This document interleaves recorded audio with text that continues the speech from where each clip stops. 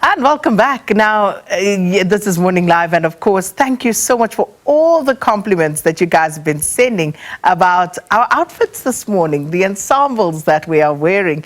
And this is, of course, what we're going to focus on next, because it's a beautiful, heartwarming story. And as you can imagine, right in the heart of South Africa, where the Ndebele dance under this African sun, there's, of course, the story of creativity, of empowerment, and most of all, resilience that unfolds before our eyes. And this is the story of Ntozinhle Lifestyle, which is a brand that has become a beacon of African-inspired fashion and a testament to the spirit of its people. Now, at the core of Ntozinhle's identity is not just the exquisite beadwork that you see that adorns this and so many of its other products, but it's also the hands that craft these works and the lives that have been transformed and the community that has been uplifted as a result of this work. Now, over a decade ago, Sphelele Chikowi, who is the visionary founder of Ntozinhle, she embarked on a journey with one single skilled artisan from KwaNdebele, and together they began to weave out not only beads but dreams into tangible expressions of beauty and culture. And Sphelele joins me now to talk about the journey and how it's been. Good morning. Good morning, Zakina. It's so lovely to have you here. Thank you for having me again. Yeah. So, you know, we talk about your work, and it really is quite inspirational. But there's something about you and the work that you do. Your heart shines through in all of it, because when one has a conversation with you, it's always about the women behind this exquisite beadwork that we see. So how has the journey been since you were last here? It has been an amazing journey, I must say. We've grown the group to over 55 ladies based KwaNdebele in different parts of KwaNdebele. So it has been an amazing journey to see their lives changing, you know. And the most exciting was to see the young ones joining the group, because my fear was that if it's only old ladies and, you know, if I don't upskill, what's going to happen to the skill, you know. But over the years, we've managed to grow the group to just not only old women, but young people who can just do something with their hands. And of course, that would mean that there's a market to sell all of these wares. So how has the business side of things grown as well? It has grown. It has grown to that extent that we even now have Ntozinhle Home, where we make mirrors, side lamps, everything beaded. So the market is there, the support is there, and I must really say I'm grateful to everybody who, you know, who spreads the word, who tells everybody about Ntozinhle and our brand.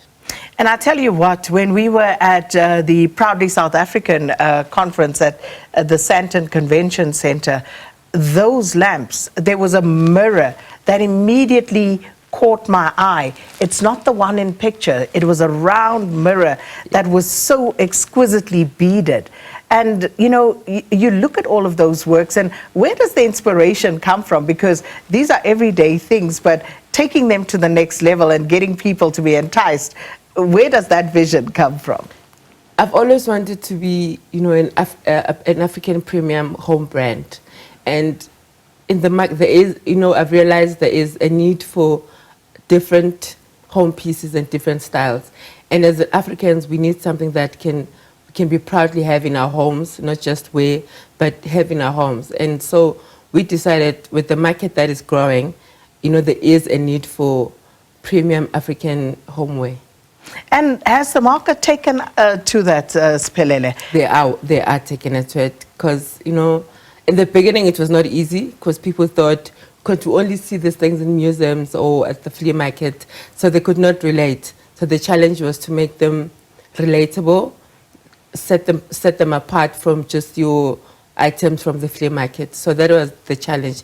But with the way we style them and educate them on social media, they see how to style the mirror, the lamps, and people are definitely warming up to it. It is absolutely exquisite. But then, of course, there are always challenges.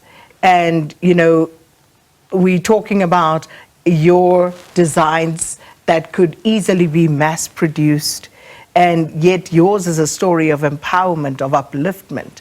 And do you find that your customer base are loyal, or do people run away and say, oh, you know what, maybe I can get that cheaper, but it's not going to be the same quality, it's not going to be the same heart that's gone into it. But the reality is, you know, price point is an issue in these tough economic times.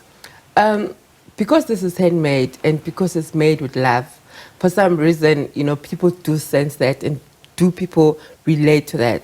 As much as, you know, beadwork, I did not invent beadwork, but the story behind our brand that, you know, with every item that a customer buys, a life changes. Because every day I try and show the people that, you know, the people that you support, their lives are changing. And so people buy the story more than the item, and the quality, obviously.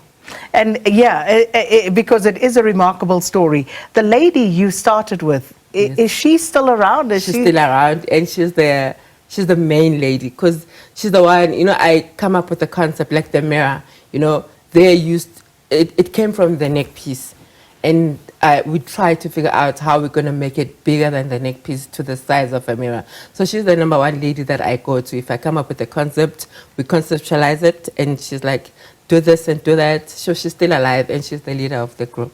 Which is absolutely fabulous. So she's grown with you, Yes. with the business. Yes. How long does it take to make this hat? All these beads? That one takes 4 days. I would imagine, because it is so intricate. You know, I was looking at it, and every little bead and these are little beads that are woven in here. And it's just absolutely exquisite if you look at the detail. And I suppose this is a difference, isn't it, Sphelele? Yes. It's just the quality of the workmanship. Yeah, we use quality beads from Czechoslovakia. It's all the same size. It's the first grade, because there's no point in spending all that time beading on a poor quality bead that is not gonna give you the best result, because beading takes time. So we might as well use quality material. And beyond our shores, beyond South Africa, have you ventured, and how is it going? I haven't ventured in the way that me going out, but I have a lot of international customers who buy, and we assist with shipping, especially tourists, because we are close to Vilakazi Street. So we do get customers who come by like, oh, I like this. Can I have this shipped? You know, once I'm home. So we are, and we'd really love to tap into the international market. And as you say, you're close there to Vilakazi Street. Yes. Do you have any plans of expanding into some of the bigger centers, even in and around Joburg and South Africa at this point? Yes. Last month we were at Mall of Africa for a whole week. It was a proper shop. You know, it was well received, and that definitely made us realize that there is a need for another store. And of course, what keeps the dream alive? Seeing the lives of the people that I work with change. That's the most important thing. That's what keeps us going. That's what keeps the dreams alive. Well, I must say thank you so much for this wonderful ensemble, and you know, it really is absolutely exquisite. I'm keeping it. You're welcome. But thank you so much. That is Sphelele Chikowi, who is of course the founder of Ntozinhle, and beautiful things coming of course from her, and it's beautiful to see how her story has changed and how the range along with the story has expanded. Let us know your thoughts.